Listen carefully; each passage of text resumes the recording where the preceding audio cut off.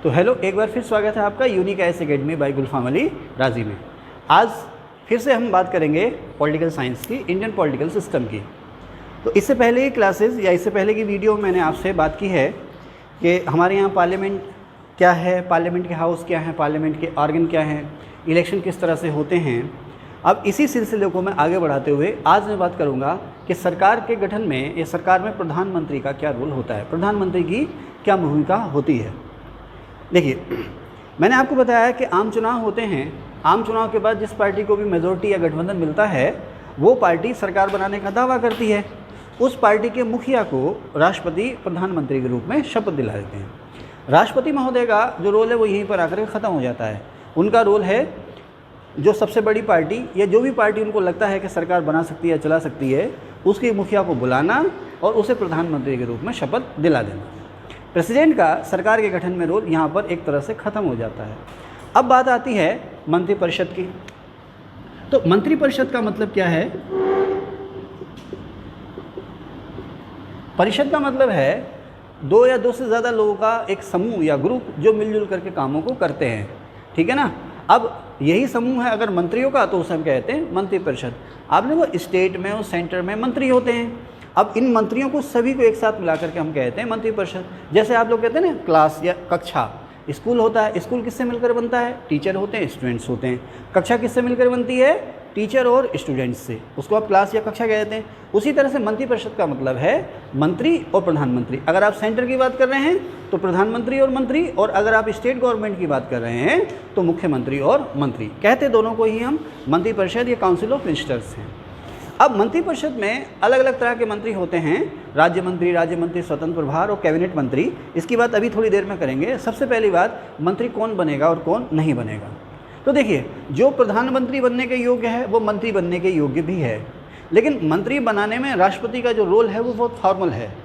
Formal इसलिए है कि जब राष्ट्रपति प्रधानमंत्री को शपथ दिला देते हैं तो अब प्रधानमंत्री जिसे चाहे उसे मंत्री बनाने के लिए राष्ट्रपति को सिफारिश कर देता है या कर सकता है। प्रधानमंत्री जिसके लिए भी सिफारिश करेंगे कि इनको मंत्री के रूप में शपथ दिला दीजिए, राष्ट्रपति उनको शपथ दिला देंगे। यानी कि कोई भी व्यक्ति जिसे प्रधानमंत्री चाहते हैं वो मंत्री बन सकता है, लेकिन तरीका ये है कि प्रधानमंत्री सिफारिश करेंगे और राष्ट्रपति फिर उस सिफारिश के आधार पर उसको जो है कि मंत्री पद के रूप में शपथ दिलाएंगे, मंत्री के रूप में शपथ दिलाएंगे। हमारे यहाँ केंद्र में या राज्यों में अक्सर ऐसा होता है कि प्रधानमंत्री और मुख्यमंत्री शपथ लेते हैं, उनके साथ कुछ मंत्री और भी शपथ लेते हैं। एक बार सरकार का गठन हो जाता है, उसके बाद आपने सुना होगा कि मंत्रिमंडल का विस्तार हो गया। मंत्रिमंडल का विस्तार का मतलब क्या है कि आज आपने शपथ ले ली, प्रधानमंत्री ने, कुछ और मंत्रियों ने उनके साथ शपथ ली है। उसके बाद एक दिन बाद या एक साल बाद या 2 साल बाद जब भी चाहें वो अपने साथ कुछ और मंत्रियों को जोड़ सकते हैं। एक मंत्री जोड़ें या ज़्यादा जोड़ें, उसे कहते हैं मंत्रिपरिषद का या मंत्रिमंडल का विस्तार। ओके, अब यहीं पे मैं आपको बताता चलूँ कि ज़रूरी नहीं है कि प्रधानमंत्री के साथ अन्य मंत्री भी शपथ लें। मैंने पिछली क्लास में आपको बताया है कि जिस दिन भी प्रधानमंत्री या मुख्यमंत्री शपथ ले लेंगे, केंद्र में प्रधानमंत्री और राज्य में मुख्यमंत्री शपथ ले लेंगे, उसी दिन सरकार का गठन हो जाएगा। ठीक है सब, जैसे ही प्रधानमंत्री ने शपथ ले ली, सरकार का गठन हो गया। अब प्रधानमंत्री की सिफारिश पर राष्ट्रपति ने अन्य मंत्रियों को शपथ भी दे दी। अब जो नंबर आता है वो ये आता है कि किस मंत्री का दर्जा क्या होगा।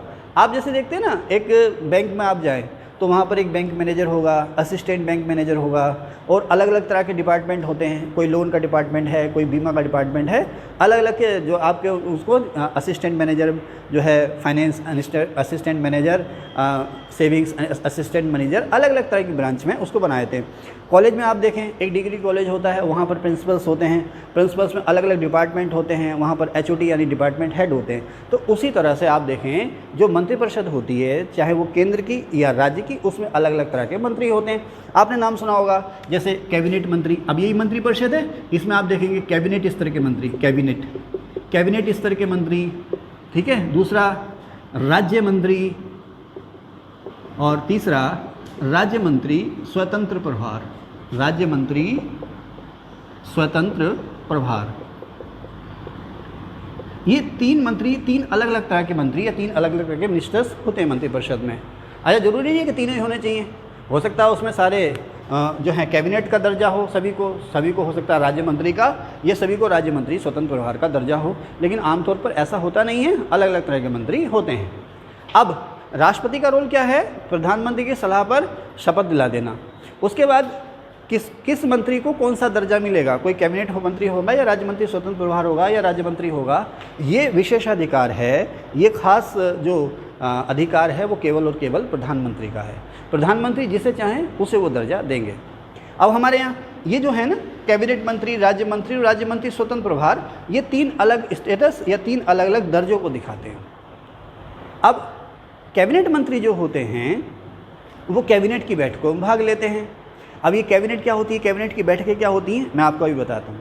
देखिए, जैसे बहुत बड़े मंत्रालय हैं, बहुत बड़ी मिनिस्ट्री हैं, जैसे finance ministry, home ministry, railway ministry, rail मंत्रालय, गृह मंत्रालय, वित्त मंत्रालय, ग्रामीण विकास मंत्रालय, विदेश मंत्रालय, तो ये जो मंत्रालय हैं इनमें काम ज़्यादा होता है, इसलिए हम इन्हें कहते हैं बड़े बड़े मंत्रालय।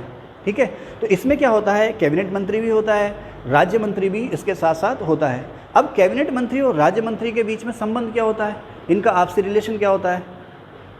एक डिपार्टमेंट में अगर कैबिनेट मंत्री और राज्य मंत्री दोनों हैं तो उस डिपार्टमेंट यानी मंत्रालय का एक मिनिस्ट्री में कैबिनेट मंत्री भी है और राज्य मंत्री भी है। तो जो कैबिनेट मंत्री होगा, कैबिनेट स्तर का जो मंत्री होगा, वो उस मंत्रालय का बॉस होगा।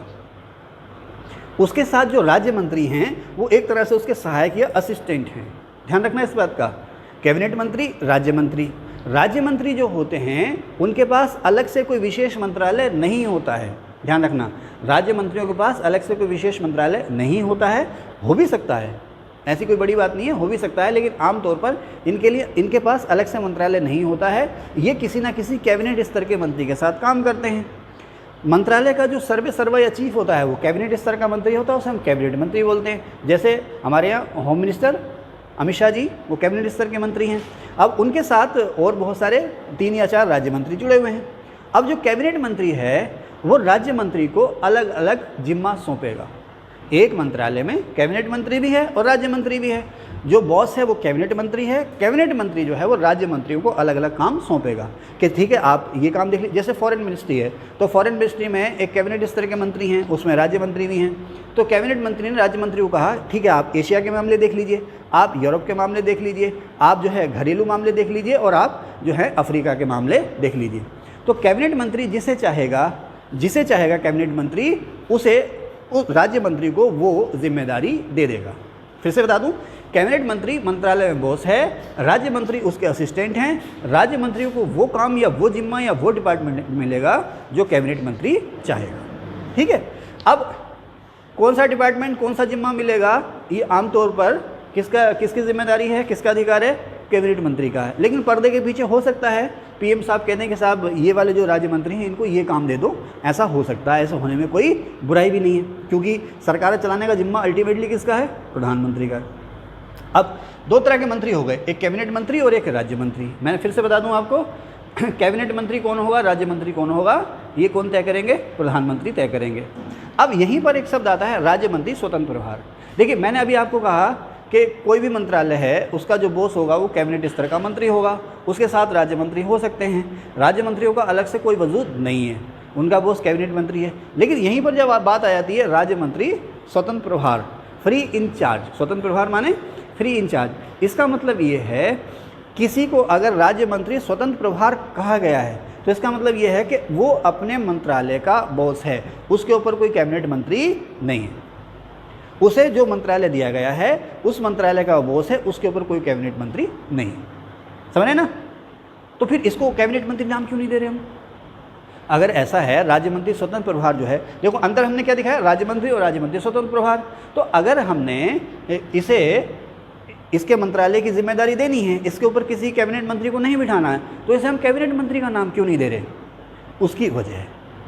वजह क्या है, आइए उस पर बात करते हैं। देखिए कैबिनेट और ये जो शब्द है ना कैबिनेट जो शब्द है, कैबिनेट या कैबिनेट मंत्री, ये शब्द आया है इंग्लैंड के प्रशासन से। इंग्लैंड के राजा ने वहाँ के प्राइम मिनिस्टर को कुछ अधिकार सौंपे कि साहब ऐसा है, जब जनता वहाँ पर लोकतंत्र की या जनतंत्र की मांग करने लगी, जनता ये मांग करने लगी कि भाई राजा अपने सारी शक्तियाँ जो हैं, अपने सारे अधिकार संसद को सौंप दे। संसद माने जनता के जो चुने हुए प्रतिनिधि हैं उन्हें सौंप दे। तो अब इंग्लैंड में शानदार क्रांति हुई सन 1688 में। इंग्लैंड की शानदार क्रांति हुई। उस शानदार क्रांति का मतलब ये है कि इंग्लैंड की पार्लियामेंट ने वहाँ के राजा को मजबूर कर, आगे आ जाइए आप, गर्मी हो रही, आगे आ जाइए, वहाँ के राजा को मजबूर कर दिया कि आप जो है अपनी शक्तियाँ संसद को सौंप दें। तो राजा जो हो गया वहाँ पर नाम मात्र का शासक हो गया और सारी शक्तियाँ जो मिल गई वो मिल गई संसद को। अब संसद, अब इतनी बड़ी संस्था है, वो कैसे सरकार चलाए, है ना। आपने एक शब्द सुना होगा ना, ज़्यादा जोगी मठ उजाड़, सुना है ना, ज़्यादा जोगी मठ उजाड़।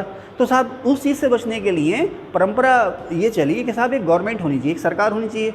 सरकार कौन होगी, तो इंग्लैंड में कहा गया कि भाई हाउस ऑफ कॉमन्स में इलेक्शंस होंगे, पार्टी लाइन पे इलेक्शंस होंगे।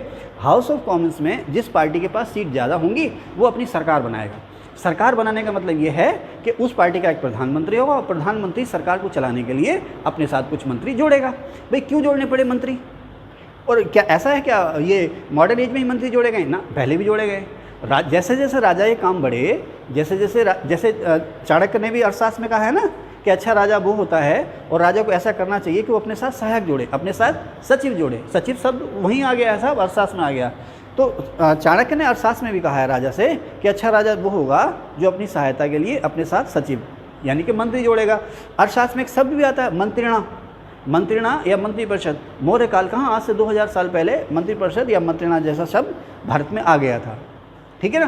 तो राजा की मजबूरी है, क्योंकि एक आदमी सारे काम नहीं कर सकता, तो उसे अपने साथ अपने असिस्टेंट या सहायक जोड़ने पड़ेंगे। तो मंत्रिपरिषद का चलन शुरू हो गया। मॉडर्न एज में मंत्रिपरिषद का जो चलन शुरू हुआ इंग्लैंड से शुरू हुआ। अब यहाँ पर मंत्रिपरिषद जो है वो वास्तविक सत्ताधारी हो गई। अब आप देखिए, ये जो मंत्रिपरिषद है ना, एक्चुअली यही सरकार है। हम जो कहते हैं ना सरकार, तो सरकार मतलब मंत्रिपरिषद और मंत्रिपरिषद मतलब सरकार, ये दोनों एक दूसरे के हमशक्ल हैं, पर्यायवाची जिसे कहते हैं ना, एक दूसरे के एक ही अर्थ हैं इनके। मंत्रिपरिषद मतलब सरकार और सरकार मतलब मंत्रिपरिषद।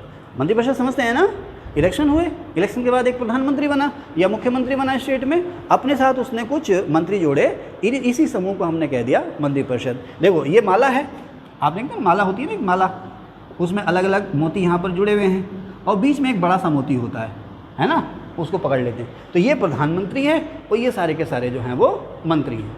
तो ये कहलाती है आपकी मंत्रिपरिषद। इंग्लैंड से शुरू हुई। अब होता ये है कि धीरे धीरे इंग्लैंड में भी मंत्रियों की संख्या बढ़ने लगी, 10, 20, 30, 40 मंत्री हो गए, क्योंकि जैसे जैसे काम बढ़ने लगे वैसे वैसे मंत्रियों की संख्या बढ़ने लगी। अब प्रधानमंत्री के पास इतना समय नहीं है कि वो सभी मंत्रियों से बात करे, क्योंकि मंत्रिपरिषद का जो सिद्धांत है वो है सामूहिक जवाबदेही, यानी कि ये साथ ही डूबते हैं वो साथ ही तैरते हैं। मंत्रिपरिषद हमने रखी इसलिए है कि एक आदमी या एक व्यक्ति तानाशाह ना बन जाए। मंत्रिपरिषद में हम ये उम्मीद करते हैं कि उसका अध्यक्ष भले ही प्रधानमंत्री है, कोई भी नाम आप दे लो, जर्मनी में उसको चांसलर कह देते हैं, अलग अलग देशों में इसके अलग अलग नाम हैं, हमारे यहाँ इसको प्रधानमंत्री कहते हैं। तो हम ये उम्मीद करते हैं कि प्रधानमंत्री और मंत्री जो हैं मिलजुल कर काम करें। सरकार में जो भी इंपॉर्टेंट फैसले हैं, जिन्हें कहते हैं ना नीतिगत फैसले या पॉलिसी मैटर, वो सारे लोग मिल कर लें। अब धीरे धीरे काम इतने बढ़ गए कि रोज़मर्रा के काम ही इतने हो गए कि मंत्रियों से डेली मिलना बड़ा मुश्किल हो गया। आप ही देखो ना, हमारी संसद में 700 से ज़्यादा मेंबर हैं। अब प्रधानमंत्री महोदय के पास इतना समय थोड़ी होगा, सबसे थोड़ी मिलेंगे। अब क्या करें साहब, क्या करें। तो इंग्लैंड के प्रधानमंत्री ने एक चलन शुरू किया, ध्यान से सुनना मेरी बात को। इंग्लैंड के प्रधानमंत्री ने एक चलन शुरू किया। वो चलन ये था कि जितने भी मंत्री थे उसमें से उसके कुछ विश्वसनीय या भरोसेमंद थे। कुछ मंत्री ऐसे थे जो बहुत सीनियर थे, बहुत लायक थे प्रधानमंत्री की नज़र में। कुछ मंत्री ऐसे थे जो सीनियर भी थे, लायक भी थे, योग्य भी थे। उनके एक्सपीरियंस का, उनके तजुर्बे का वो फ़ायदा उठाना चाह रहा था। और उनमें से कुछ ऐसे थे जो उसके भरोसेमंद थे। उसको लगता था मैं इनसे जो सलाह मांगूंगा ये मुझे सही सलाह देंगे, ये ऐसी सलाह देंगे जिसमें सरकार का, पार्टी का, जनता का और देश का सभी का भला होगा। तो इस तरह के 3-4 मंत्रियों को वो उठा करके अपने केबिन में ले जाता है। जब भी मंत्रिपरिषद की बैठकें हो रही हैं तो वहाँ इंग्लैंड का एक पीएम था रॉबर्ट बालपोल, उसने ये शुरू किया था ये चलन, रॉबर्ट बालपोल। तो इंग्लैंड के पीएम रॉबर्ट बालपोल ने क्या किया कि उसका जो केबिन था, उसका जो ऑफिस था, 8-10 जो उसके खास सलाहकार या खास मंत्री थे वो उठा करके अपने केबिन में ले जाता था। केबिन में वो लोग डिस्कशन करते थे। डिस्कशन कर क्या डिस्कशन करना है भाई, कौन सा कानून पास होना है, कौन सी पॉलिसी बननी है, क्या करना है और क्या नहीं करना है। ये लोग आकर के घंटा 2 घंटा ये बैठे, हफ्ते में 2 बार 3 बार जब भी इनको समय मिला बैठे और आए, और आकर के बाकी जितने ही मंत्री हैं उनके सामने अपनी बातों को रख दिया कि भाई हम लोग ये चाहते हैं, ऐसा होना चाहिए, ये होना चाहिए, ऐसा होना चाहिए, ये होना चाहिए, ये नहीं होना चाहिए, वो होना चाहिए, ये पॉलिसी बनेगी, ये कानून बनेगा, वगैरह वगैरह। धीरे धीरे ये अक्सर ऐसा होने लगा। वो आते थे, मंत्रिपरिषद की बैठकें होती थी, लेकिन 8-10 लोग उठते थे, 8-10 लोगों को रॉबर्ट वालपोल अपने केबिन में ले जाता था और बाहर आकर के सभी को अपने फैसले वो बता देता था। समझ रहे ना? तो दूसरे मंत्रियों ने इसको कहना शुरू कर दिया कैबिनेट, या पत्रकारों ने या आम जनता ने इस तरह की संस्था को कहना शुरू कर दिया कैबिनेट। यानी कि रॉबर्ट वालपोल अपने कुछ खास सहयोगी मंत्रियों को, भरोसेमंद मंत्रियों को अपने केबिन में ले जाता था और सरकार में जो भी खास महत्वपूर्ण फैसले होते थे वो डिस्कस कर लेते थे और आकर के दूसरे मंत्रियों को बता देते थे। तो इस तरह के जो मंत्री थे रॉबर्ट वालपोल के साथ, उनको कहा जाने लगा कैबिनेट के मंत्री, कैबिनेट के मेंबर। तो वहीं से ये शब्द जो है चलन में आ गया, कैबिनेट या कैबिनेट स्तर के मंत्री। हिंदी में इसको कहते हैं मंत्रिमंडल। ध्यान रखना, मंत्रिपरिषद और मंत्रिमंडल दोनों अलग हैं। मंत्रिपरिषद को इंग्लिश में कहेंगे काउंसिल ऑफ मिनिस्टर और मंत्रिमंडल को कहेंगे कैबिनेट। अब धीरे धीरे अब आप देखें ना, भाई औपचारिक राजा कौन है? राजा है, इंग्लैंड का राजा, लेकिन वास्तविक शक्तियाँ किसके पास है? एक्चुअल पावर्स किसके पास हैं? प्राइम मिनिस्टर के पास।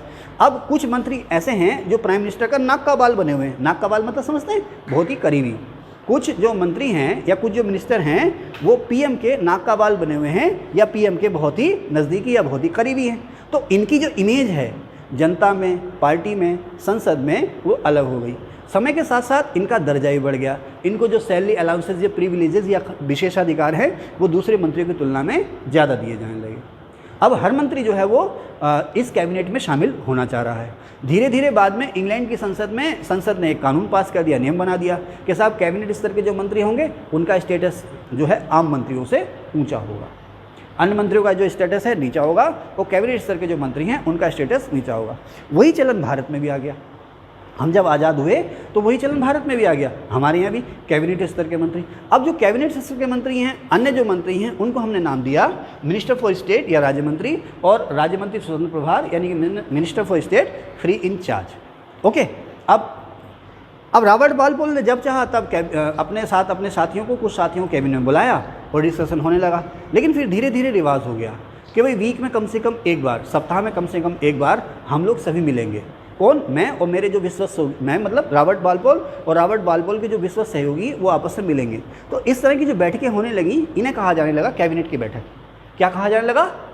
कैबिनेट की बैठक। इसमें दूसरे मंत्रियों को नहीं बुलाया जाता था, लेकिन अगर दूसरे मंत्रियों के डिपार्टमेंट से रिलेटेड कोई मसला होता था, कोई मामला होता था, तो उसको बुला लिया जाता था। अच्छा, समय के साथ धीरे धीरे क्या हुआ, रॉबर्ट वालपोल तो गए, फिर उसके बाद दूसरे पीएम आ गए, फिर कोई और पीएम आ गए, कुछ और तरह के मंत्री आ गए। तो अब क्या होने लगा कि मंत्रियों में, बैठकों में आपस में कॉन्फ्लिक्ट होने लगा किसी मुद्दे पर कि भाई नहीं ये होना चाहिए। एक कह रहा है ये होना चाहिए, दूसरा कह रहा है ये होना चाहिए। एक कह रहा है इस काम को करना, दूसरा कह रहा है इस काम को नहीं करना। प्रधानमंत्री की राय कुछ और है। अब क्या करें? तो फिर चलन शुरू हो गया कि साहब वोटिंग होनी चाहिए। अब चलन शुरू हो गया। पहले तो ये था, वालपोल का प्रभाव था, हाँ भी ठीक है, जैसा वालपोल साहब आपने कह दिया हम कर लेंगे, सलाह मशवरे के लिए हम आप बैठ गए। लेकिन बाद में कुछ प्रभावशाली नेता आ गए जो अलग राय रखने लगे पीएम से, या जो मंत्री आपस में बैठे हैं वो एक दूसरे से जुदा राय रखने लगे। अब क्या करें साहब? तो ठीक है साहब, वोटिंग हो जाएगी। अब वोटिंग होने लगी, उसमें अब वोटिंग होने लगी। मान लीजिए 10 मिनिस्टर बैठे हैं, प्रधानमंत्री बैठे हैं, 11 लोग वहाँ पर बैठे हैं। अगर आम राय हो रही है, आम सहमति से फैसले हो रहे हैं तो ठीक है, नहीं तो वोटिंग करा लीजिए। जो जहाँ पर 11 में से 6 लोग जिधर हैं वो फैसला मान्य होगा, अदरवाइज अन्य कोई फैसला मान्य नहीं होगा। तो यही चलन हमने अपने यहाँ बुलाया, यही चलन हमने अपने यहाँ रख लिया, इसको और समझते हैं। तो अब हमारे यहाँ कैबिनेट का मतलब क्या है? प्रधानमंत्री की नज़र में जो विश्वसनीय हो, जो ऊर्जावान हो, सीनियर हो, लायक हो, उन्हें प्रधानमंत्री जो है सरकार के महत्वपूर्ण फैसले लेने के लिए अपने साथ बुलाते हैं, अपने साथ शामिल करते हैं। उन्हें दर्जा दे दिया जाता है कैबिनेट स्तर के मंत्री। आमतौर पर जो सीनियर नेता होते हैं, योग्य नेता होते हैं, वो इस ग्रुप में शामिल किए जाते हैं। इनको खास मंत्रालयों की जिम्मेदारी दी जाती है। जैसे निर्मला सीतारमण जी हैं, वित्त मंत्रालय उनके पास है, अमित शाह जी हैं, होम मिनिस्ट्री उनके पास है ना, और एस जयशंकर जी हैं, विदेश मंत्रालय उनके पास है, राजनाथ सिंह जी हैं, उनके पास क्या है? डिफेंस मिनिस्ट्री है। तो आप देखें ना, ये बहुत ही लायक, सीनियर और प्रधानमंत्री की नज़र में उनके विश्वसनीय सहयोगी हैं। तो कैबिनेट के स्तर के मंत्री हैं।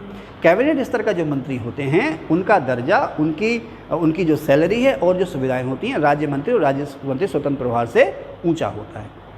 अब हमारी सरकार में आप समझ गए ना, मंत्रिपरिषद और मंत्रिमंडल का अंतर समझ गए? मंत्रिपरिषद में सारे मंत्री, प्रधानमंत्री सहित सारे मंत्री, और मंत्रिमंडल का मतलब क्या है? प्रधानमंत्री और मंत्रिमंडल स्तर के मंत्री, कैबिनेट स्तर के मंत्री। आमतौर पर इसको कहते हैं कैबिनेट। अब हमारे यहाँ ये व्यवस्था है कि हर हफ्ते कम से कम एक बैठक मंत्रिमंडल की होती है और उसमें जो नए काम किए जाने हैं, नए नए फैसले, खास पॉलिसी वाले जो फैसले लिए जाने हैं, उन पर डिस्कशन होता है। अगर आप लोग न्यूज़ पढ़ें तो हर बार स्टेट गवर्नमेंट की खबरें आती हैं कि साहब आज कैबिनेट की बैठक हुई और इस कैबिनेट में ये फैसले लिए गए, आज केंद्र सरकार की कैबिनेट की बैठक हुई, उस बैठक में ये फैसले लिए गए। अब जब कैबिनेट की बैठकें होती हैं तो एक दो दिन पहले बता दिया जाता है कि अभी फला तारीख को कैबिनेट की बैठक होगी। अब यहीं पर एक सीनियर आईएएस आमतौर पर, जिसे हम कहते हैं कैबिनेट सेक्रेटरी, मंत्रिमंडल सचिव, ध्यान रखना कैबिनेट सेक्रेटरी के लिए मैं आपको अलग से जो है कि बताऊंगा, अलग से जो क्लास है, अलग से वीडियो है, उसमें बताऊंगा कैबिनेट सेक्रेटरी, कैबिनेट सेक्रेटरीट और इनका रोल क्या होता है कैबिनेट के साथ, इसके लिए मैं अलग से बताऊंगा। अगर इस वीडियो में डिस्कशन करने लगूंगा तो मैं मुद्दे से भटक जाऊंगा। फिर भी एक लाइन में बताता चलूँगा कि जो मंत्रिमंडल सचिव होता है, कैबिनेट सेक्रेटरी जो होता है, आमतौर पर ये देश में सबसे सीनियर आईएएस होता है। अगर आप लोग 22-23 साल की उम्र में आईएएस बन जाते हैं, 24-25 साल की उम्र में आईएएस बन जाते हैं तो आप कैबिनेट सेक्रेटरी लेवल तक पहुंच सकते हैं। शर्त यह है कि अपना कैरियर बेदाग रखना, कैरियर बेदाग रखना, ठीक है ना? ठीक है, तो बनो ना, किसने रोका है? तो प्रधानमंत्री खासम खास होते हैं कैबिनेट सेक्रेटरी। ओके, अब जो कैबिनेट सेक्रेटरी होते हैं वो कैबिनेट की बैठकों का एजेंडा तैयार करते हैं। कैसे एजेंडा? एजेंडा मतलब कार्यसूची, क्या काम करना हो, क्या नहीं करना।